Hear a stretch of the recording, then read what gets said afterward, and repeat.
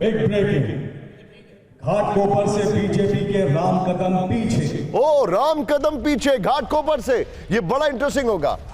ऊपर नंबर बदल गया। 1 मिनट देखिए, 122 पर महायुति और 100 नंबर पर महाविकास आघाड़ी। एकदम से नंबर चेंज हुआ। कुछ 232 सीटें यहां पर आ चुकी हैं रुझानों में। पार्था हमारे साथ हैं, डेटा मुशाए लगातार महाराष्ट्र में रहे हैं चुनाव के दौरान। पार्था, इस डेटा को देखकर क्या लग रहा है? अभी तक आप कह रहे थे कि 9:30 बजे मैं बता दूंगा किसकी सरकार आ रही है। 8:30 लगभग 8:45 तो हो ही गया है। अभी इलेक्शन कम से कम ट्रेंड नहीं आया। जब तक वोट शेयर नंबर नहीं आता बोलना बहुत मुश्किल है। हम हरियाणा भी हमारा नाला सोपारा से बीबीए के क्षितिज ठाकुर पीछे। पार्था, हाँ, तो ये ट्रेंड देखिए, कड़ी टक्कर तो ये दिखाई दे रहा है। मुंबई में क्या होगा दादा? मुंबई 36 सीट्स है, तो मुझे जितना लग रहा है मैं मुंबई जितना घूमा इक्वल रहेगा। इक्वल रहेगा? इक्वल यानी मतलब 18-18 इस तरीके से बटेगा। और विदर्भ बीजेपी लगभग एक, मतलब आप ये कह रहे हैं कि उद्धव का हृदय परिवर्तन हो सकता है आफ्टर काउंटिंग? नहीं, देखिए वो मैं नहीं बोल सकता, वो तो एस्ट्रोलॉजर बोल सकता है। लेकिन दादा विदर्भ का, मुंबई में कड़ी टक्कर है। एक दलित, मुस्लिम, एक मराठी जो स्पीकिंग जो वोट है वो मुझे लगा थोड़ा एमबीए का साइड में है। नॉर्थ इंडियन गुजराती वोट जो है वो बीजेपी के साथ है। क्योंकि कोशिश मुंबई में ये थी ना कि शिवसेना, शिंदे गुट और बीजेपी मिलकर मेजॉरिटी शेयर ले जाएगा, तो वो नहीं हो रहा है क्या? नहीं, क्या होगा, शिंदे सेना के पास मराठी वोट मुंबई स्पीकिंग में नहीं गया। पुणे में है लेकिन मुंबई में नहीं है। मुंबई में नहीं हुआ। विदर्भ और मराठवाड़ा ये दोनों एरिया डिसाइड करेगा किसका सरकार बन रहा है। नहीं, तो विदर्भ और मराठवाड़ा की बात करें तो दोनों जगह महाविकास आघाड़ी को एज था लोकसभा चुनाव में।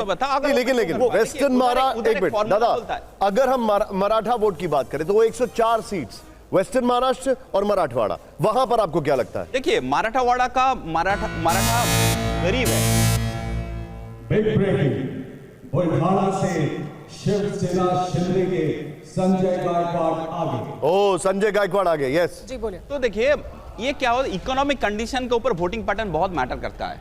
मराठवाड़ा जो जो एरिया है, जो बीड है, एकदम जालना।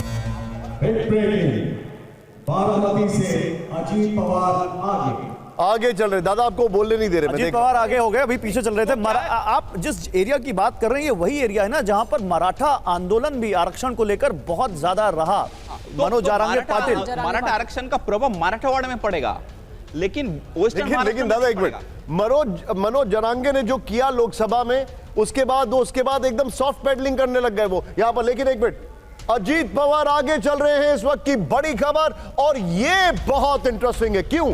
क्योंकि पिछली बार 1,67,000 वोट से जीते थे। अजीत पवार के लिए मशहूर ये है कि वो सुप्रिया सुले को चुनाव लड़वाते थे, लेकिन सुप्रिया सुले ने लोकसभा में उनको मात दे दी। अब अजीत पवार के सामने उनका भतीजा है, जब वो अपने भतीजे के चाचा के खिलाफ है। और निशांत, हो सकता है ये भी फर्क है कि लोकसभा और विधानसभा में, विधानसभा की छोटी सीट है तो छोटे इलाके में अजीत पवार का प्रभाव, वो जीतते भी और एक बड़ा फैक्टर है। सर एक सेकंड, वहां धुले कांग्रेस जो है वो 3,400 कुछ वोटों जीत गई थी, जबकि 5 विधानसभाओं में भारतीय जनता पार्टी जीत रही थी। पूरे में आकर के वो फिर कांग्रेस फूलपुर से बीजेपी आगे हो गई सर। मीरापुर से आरएलडी आगे है। हालांकि मीरापुर की जो कैंडिडेट है वो बीजेपी की पूर्व विधायक है। लेकिन एक चीज देखिए यहां पर सर, 125 पर महायुति, उसमें से बीजेपी 82 पर है। कुछ BJP massive numbers. Uttar Pradesh का एक आंकड़ा आ गया सुमेरा। जी हाँ, उत्तर प्रदेश में अभी तक जो आंकड़ा सामने आया उसमें 4 सीटों पर बीजेपी है और 1 सीट पर समाजवादी पार्टी है। तो देखिए जो ये एग्जिट पोल, जी हाँ, और करहल को माना जा रहा था कि करहल जीत लेंगे, उसके अलावा कहीं पर नहीं खाता खुल रहा। 100 से ज्यादा ला रही है ये लगभग। नहीं, 100 से ज्यादा ला रही है। तो अगर वो 100 में 150 के आसपास आते हैं या 140 के आसपास आते हैं और 100 में अगर बीजेपी का है, तो क्या यहां पर सीएम पद में कुछ चेंज हो जाएगा? मेरा मानना यह है कि अभी ये लोग इतना नहीं छेड़छाड़ करना चाहेंगे। वो शिंदे की लोकसभा में भी सीटें हैं, हाँ, ये ध्यान रखना होगा आपको। और अच्छी खासी 8। लेकिन सर आप जो बता रहे हैं यहां पर एक बहुत बड़ी चीज सामने देखिए आप जरा।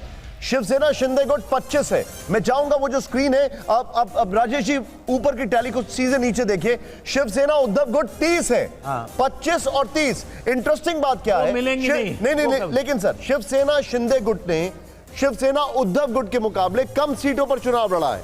और यह कहा जा रहा है कि शिवसेना उद्धव गुट जो है वो एक्चुअली परिवारवाद से ज्यादा ग्रस्त थे, और जो बाला साहब की जो पार्टी थी, जो बाला साहब का आइडियोलॉजी थी, वो शिवसेना शिंदे कैरी कर रहे हैं, ऐसा कहा जाता है, ऐसा प्रोजेक्ट किया जाता है। उससे क्या फर्क पड़ने वाला है? राजेश जी, आपका टेक इस पर। शिवसेना शिंदे का जो है यही दावा है कि उस हिंदुत्व की और बाला साहब ठाकरे की जो लेगेसी है उसको हम कैरी कर रहे हैं। Exactly. तो ये तो जाहिर सी बात है, जब पार्टी तोड़ करके वो अलग हुए हैं और भारतीय जनता पार्टी के साथ सरकार बनाई है तो लेगेसी पे तो दावा करेंगे इससे कुछ ज्यादा तय होना नहीं, लेकिन वो आइडियोलॉजी की बात कर। एक अपडेट है, अमित ठाकरे पीछे हो गए हैं और राम कदम आगे हो गए हैं। देखिए अभी खबर आई थी कि राम कदम पीछे हैं, लेकिन घाटकोपर वेस्ट से राम कदम अब आगे हो गए हैं और माहिम सीट से राज ठाकरे के बेटे अमित ठाकरे पीछे हो गए हैं। अमित ठाकरे की इस सीट पर और अब शगुन का लिफाफा एमवीए का 111 यहां पर आपके सामने। और अभी मैं आपको बताना चाहूंगा, झारखंड की तस्वीर भी देख लीजिए निशान, देखिए झारखंड में बीजेपी प्लस इंटरेस्टिंग हो चुकी है। यहाँ पर तस्वीर 31 और जेएमएम प्लस 26, यानी थोड़ा अंतर हुआ है, पहले बहुत नेक टू नेक चल रहा था। झारखंड में कांग्रेस पार्टी पर यह आरोप लगता रहा कि उन्होंने बहुत ज्यादा जोर शोर से चुनाव प्रचार नहीं किया, पूरा दमखम उन्होंने नहीं दिखाया, यानी ज्यादा सीटें लड़ी लेकिन चुनाव प्रचार उतना उनका प्रभावी नहीं था। क्या राजेश, ये बात सही है। महाराष्ट्र में खास तौर पे, आप झारखंड की बात कर रही हैं? झारखंड की बात कर रही हूं। झारखंड में देखिए एज जो है, जो भारतीय जनता पार्टी और एनडीए को मिला है, वो कोल्हान वाला पूरा इलाका, वहां पर चंपाई सोरेन वो उनकी तरफ आए हुए हैं, उनका असर है वहां पे। वहां उस इलाके में पिछले चुनाव में आपसे भारतीय जनता पार्टी जीरो मिला था, 129 हो गया नंबर, फिर 125 से 129 हो गया। एक आपसे से आगे बढ़ता हुआ आपसे आयरनी पूछना चाहूंगा 20 राजेश जी, एक आयरनी देखिए। अब आप देखिए झारखंड में ज्यादा सीटों पर कांग्रेस चुनाव लड़ रही है, नंबर 1, लेकिन हेमंत सोरेन, कल्पना सोरेन ने 60 रैलियां की और राहुल गांधी ने 7, मल्लिकार्जुन खड़गे ने 4।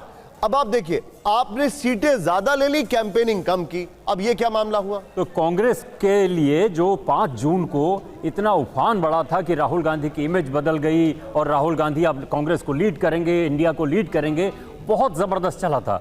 हरियाणा इलेक्शन के बाद ऐसा लगा कि जो झाग है वो उफान का वो पूरा शांत हो गया। अभी हरियाणा चुनाव के बारे में भी खैर सवाल है। हरियाणा में भी उन पर ही आरोप लगा कि बहुत अच्छी कैंपेनिंग है राहुल गांधी कैंपेनिंग नहीं, तो वहां तो बहुत गड़बड़ियां हुई थी। वहां तो अब पूरा लास्ट मोमेंट पे गए। वो एक सेकंड सर, रोकूंगा मैं। 132 एनडीए महाराष्ट्र में, 122 अदर्स पर ध्यान दीजिए, 10, ये मैं शुरू से कह रहा हूं, निर्दलीय अदर्स, ये बहुत बड़ा डिसाइसिव फैक्टर होता है महाराष्ट्र में। 132, 122, 10 और झारखंड देखिए निशान गैप बहुत कम हो रहा है। देखिए ऊपर फिर से देखिए, नंबर गैप जो ज्यादा था 20-25 सीटों का, वो अब कम होकर फिर 10 सीटों पर आ गया है, यानी बहुत ज्यादा नेक टू नेक फाइट। और स्क्रीन पर झरना भी बह रहा है। लेकिन जी हाँ कहना अभी बहुत मुश्किल है, बढ़त लेकिन फिर भी है, एज है अभी भी एनडीए के पास। और एग्जिट मेरा जरा झारखंड देखिए, झारखंड देखिए, और झारखंड में 32 और 27 हो चुका है। लेकिन देखिए प्राकृतिक सुंदरता से भरा झारखंड का जो चुनाव नतीजा है, जो अभी फिलहाल रुझान है, वो हम आपको दिखा रहे हैं। BJP plus 32। ये वाटरफॉल मोमेंट तो नहीं है फॉर श्योर अभी तक। इसमें एक चीज मैं ये कहना चाह रहा हूँ,